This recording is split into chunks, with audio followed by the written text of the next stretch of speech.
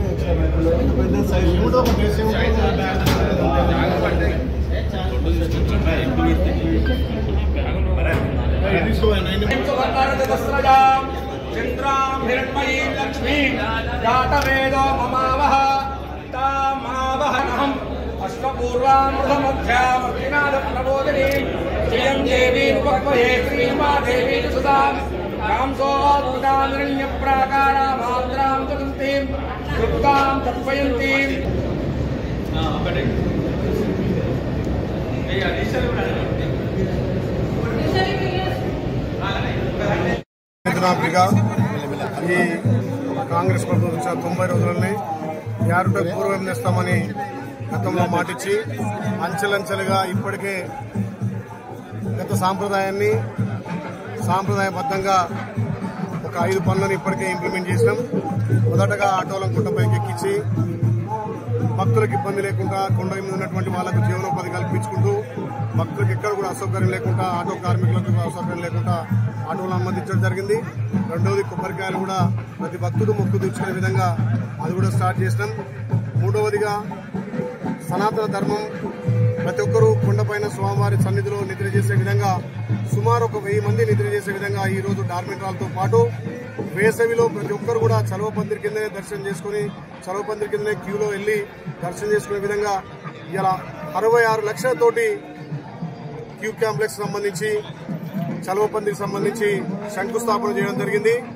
బ్రహ్మోత్సవాలు కూడా అంగరంగ వైభవంగా పాత సాంప్రదాయాల ప్రకారం వాస్తు ప్రకారం ఇక్కడ కళ్యాణ మండపాన్ని కూడా మార్చి సుమారు 10,000 మంది కళ్యాణం తిలకించే విధంగా ఏర్పాట్లు కూడా చేయడం జరిగింది. యారుట అభివృద్ధితో పాటు పాత సాంప్రదాయాలను కట్టుబాట్లను కూడా మళ్లీ పునరుద్ధరించి యారుట పూర్వపం చేస్తామని మాటించి ఒక్కొక్కటిగా ఇంప్లిమెంట్ చేయడం. ఇలా సంగీత భవనాన్ని కూడా ఓపెన్ చేసి భక్తులకు కానీ ఇక్కడ వచ్చే యాత్రికులందరూ కూడా ఆ సంగీత భవనంలో స్వామివారి కీర్తనలతో పాటు భజనలు కూడా ప్రారంభించడం జరిగింది.